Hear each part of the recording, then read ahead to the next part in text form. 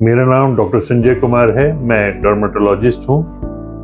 रांची, झारखंड में अल्बर्ट एक्का चौक के समीप हमारा कॉस्मो स्किन सेंटर के नाम से क्लिनिक संचालित है। विगत 20 वर्षों से मैं अपनी यहाँ सेवा दे रहा हूँ। आज मैं दर्शकों के लिए हेयर लॉस का एक प्रकार, जिसे हम मेडिकल टर्म में टेलोजन इफ्यूम कहते हैं, यह सामान्यतः महिलाओं में, लड़कियों में, मतलब फीमेल में कहें तो ज़्यादातर देखा जाता है।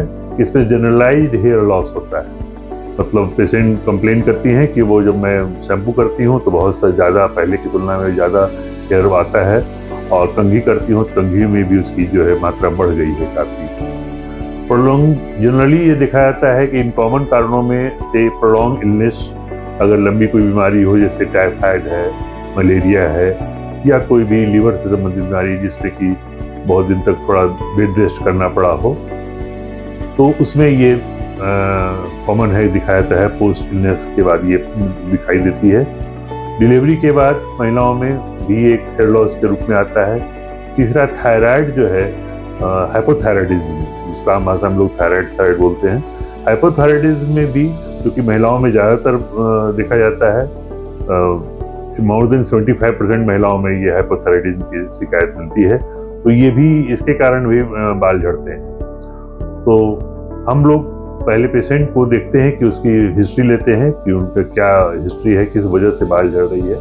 तो ये प्रकार जो है जनरलाइज बाल झड़नों का, उसमें मूलतः मुख्य रूप से दिखाया गया कि हार्मोनल थोड़ा सा डिसबैलेंस, जैसा कि थायराइड के मामले में। उसके अलावा बाकी न्यूट्रिशनल डिफिशियंसी भी होती है, जैसे मेंस्ट्रुअल साइकिल इरेगुलर है, अगर उनका हीमोग्लोबिन की कमी है तो भी बाल झड़ते हैं। इनमें जनरली महिलाओं में आयरन और कैल्शियम की कमी एक सामान्य बात है, क्योंकि हर महीने उनको मेंस्ट्रुअल साइकिल होती है, जिसमें अगर उनको खाने में अगर कैल्शियम और आयरन की मात्रा अगर भरपूर नहीं मिल रही है तो डिफिशियंसी हो जाती है, जिसके कारण से मेंस्ट्रुअल साइकिल भी इरेगुलर होता है और बाल बढ़ने की समस्या भी होती है। एक सामान्य प्रतिदिन बाल 10-20 महिलाओं में झड़ना एक सामान्य प्रक्रिया है, वो चलता रहता है।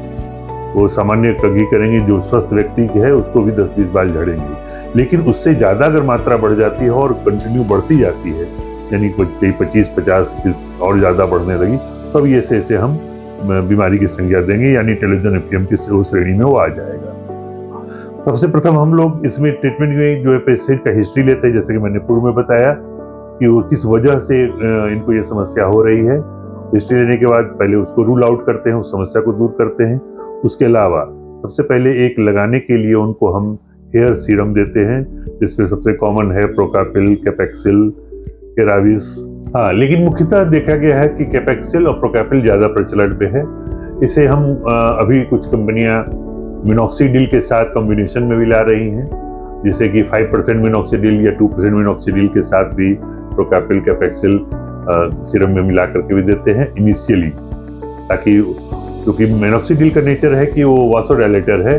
वो क्या करता है कि वहाँ पर की जो भी ब्लड सप्लाई है उसको इन्हांस कर देता है, जिससे हमें ज़्यादा से ज़्यादा न्यूट्रिशन मिलती है स्काल्प में। तो स्टार्टिंग में हम लोग मिक्स्ड में देते हैं, रात में मिनॉक्सिडिल का मिला हुआ लगाते हैं और सुबह में सिर्फ प्लेन हम लोग कैपेक्सिल और प्रोकापिल का कॉम्बिनेशन देते हैं। बाद में फिर सीरम ही दोनों टाइम, हेयर सीरम, जैसा कि मैंने पूर्व बताया, दोनों टाइम लगाते हैं। 2 ml की मात्रा में स्काल्प में लगाते हैं कि उसके हल्की उंगलियों के फिंगर टिप से उसको मसाज करें।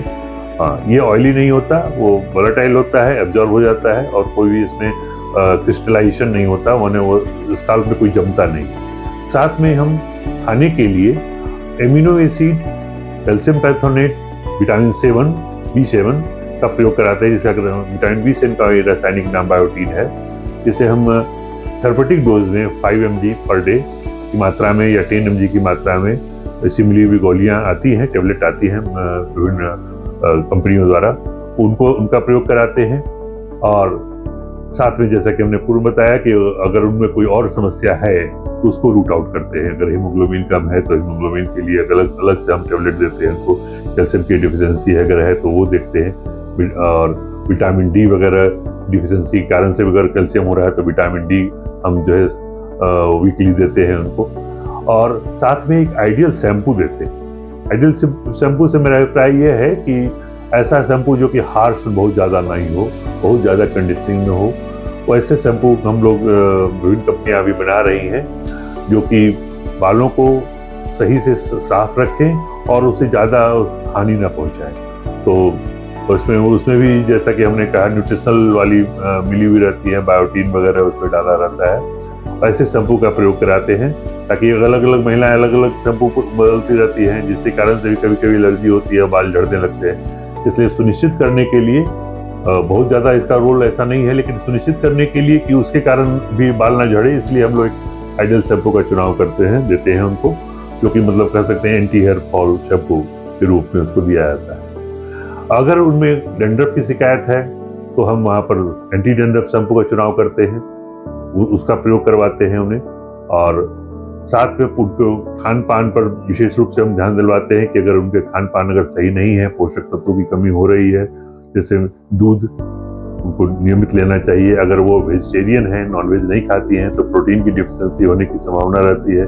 दाल भी अगर नहीं लेती हैं, सेवन नहीं करती हैं, रेगुलर नहीं लेती हैं, तो वो सुनिश्चित करने के लिए हम दूध में प्रोटीन पाउडर का भी प्रयोग करवाते हैं, या अगर वेजिटेरियन है तो, या फिर हम उनको ये सलाह देते हैं कि आप ज़्यादा से ज़्यादा प्रोटीन युक्त आहार लें, जैसे दाल है, राजमा है, पनीर है, बादाम है। और वेजिटेरियन नॉन वेजिटेरियन है तो उनको पर्याप्त मात्रा में मिल जाती है। हाँ, डाइजेस्टिव सिस्टम उनका अगर इरेगुलर है, सही नहीं है, तो उसको करेक्ट करते हैं ताकि उनको पूर्णतः पोषण मिले। मान लीजिए हम सब कुछ खा रहे हैं, उनका डाइजेशन ही ठीक नहीं है, तो प्रॉपर नहीं है, तो उनको प्रॉपर लाभ नहीं मिलेगा, तो उसको भी करेक्ट करना पड़ता है। इस तरह से हम देखेंगे कि पर्सन टू पर्सन वेरी करता है। इसलिए मेरी सलाह ये होगी कि टेलोजन एफीएम में भी हमें पूर्णतः सफलता तभी मिलेगी जब हम पर्सन टू पर्सन वेरी करेगा। मान लीजिए अगर किसी को थायराइड के कारण से अगर बाल झड़ रहा है, उनको टेलोजन एफीएम है, तो अगर जब तक थायराइड उनका हाइपोथायराइडिज्म तो अगर वो करेक्ट नहीं करेंगे, उनको अगर उन थायरोक्सिन जितनी मात्रा में उनको डिफिशियंसी है, चल रही है 12.5 से लेकर के 125 तक की टेबलेट आती है, तो उस डोज में हम उसको अगर नहीं देंगे तो वो सही से रिजल्ट हमें नहीं मिलेगा। उसी तरह से अगर आयरन की डिफिशियंसी है तो हमें आयरन सप्लीमेंट भी उनको देना होगा। तो इस तरह से डॉक्टर ही ये सलाह डिसाइड कर सकता है कि वो उनमें क्या कमी है, पूर्णतः जांच करा करके। इसलिए हम अगर बाजार से खरीद करके ऑनलाइन मंगा लेते हैं या ओटीसी प्रोडक्ट परचेज करते हैं, तो वो बाल झड़ने की सामान्य समस्या को थोड़ी देर की फौरी तौर पर राहत दे सकता है। लेकिन अगर हमारी कारण, जबकि जैसा कि हमने बताया अलग अलग है सभी में, तो सबों को लाभ नहीं मिल सकता है। मान लीजिए किसी को हाइपोथायराइडिज्म है, वो टेबलेट खा रहा है, तो उसको सप्लीमेंट, थोड़ा सा फूड सप्लीमेंट लेगा तो उसे लाभ होगा, लेकिन पूरी तरह से सफलता नहीं मिलेगी। इसलिए डॉक्टर हमेशा एक पेशेंट का ट्रीटमेंट करता है, उसके बाद उस पेशेंट का उस अन्य बीमारी को ध्यान में रखते हुए उस पेशेंट को के लिए कौन सी दवा, कौन सा लाइन ऑफ ट्रीटमेंट उसके लिए उचित होगा, ये डिसाइड करता है। तो ऐसे चीज़ों में जहाँ पर हम दवाई महंगी भी आती है, कॉस्मेटिक प्रॉब्लम है, तो जब उतनी खर्च करते हैं तो किसी भी डॉक्टर से, मतलब डर्मेटोलॉजिस्ट से सलाह लेकर के ही आप अगर ट्रीटमेंट करें तो आपको पूर्णतः लाभ मिलेगा, ये ऐसा मेरा मानना है। क्योंकि टेलोजन एफीएम जो कि महिलाओं में ज़्यादातर होता है, पुरुषों में होता है, ये महिलाओं में ज़्यादातर मोर देन 75% होता है। यह एक ऐसी समस्या है जिसे अगर डॉक्टर की सलाह पर अगर हम, जैसा कि हमने बताया, एक हेयर सीरम, एक आइडियल शैम्पू जो डॉक्टर द्वारा प्रिस्क्राइब किया गया हो, मल्टीविटामिन टाइप का टेबलेट जिसमें बायोटीन, कैल्शियम, एंथोनेट, एन-एसिटाइलसिस्टीन मैंने प्रोटीन के स्रोत वगैरह दवाई दी जाती हो, तो हमें निश्चित लाभ होगा। हाँ, साथ में अगर उनको अन्य कोई बीमारी अगर है, साथ में जुड़ी हुई है, कोई डिफिशियंसी है, डाइजेशन प्रॉब्लम है, या जैसा कि हमने कहा हाइपोथायराइडिज्म है, आयरन की डिफिशियंसी है, ये सब भी है, तो उस सबको भी करेक्ट करते हुए हम अगर ट्रीटमेंट करते हैं तो हमें बिल्कुल लाभ मिलता है, ये सुनिश्चित है। मेरा ऐसा मानना है, अब तक के अनुभव में मेरा अनुभव रहा है, जो कि मैं 20 साल से, जैसा मैंने बताया, प्रैक्टिस कर रहा हूँ, तो इसमें मोर देन 90% आपको सफलता मिलती है। बाकी तो पेशेंट पर निर्भर करता है कि वो कितना हमारे निर्देशों का पालन करते हैं, कितना प्रॉपर वो उस दवा को प्रयोग करते हैं खाने में या लगाने वाली। अन्यथा 90%, 100% कोई भी चीज़ नहीं होती। इसलिए मैं यही दावा करूंगा कि 90% तक वो लाभ मिलता है। तो टेलोजन एफीएम में बिल्कुल अगर ऐसा है आपको, जैसा कि मैंने सब लक्षण बताया, बालों के जनरलाइज बाल झड़ रहे हैं, शैम्पू करने पर बाल आ रहे हैं, कंघी करने पर बाल आ रहे हैं, तो बिल्कुल घबराने की जरूरत नहीं है।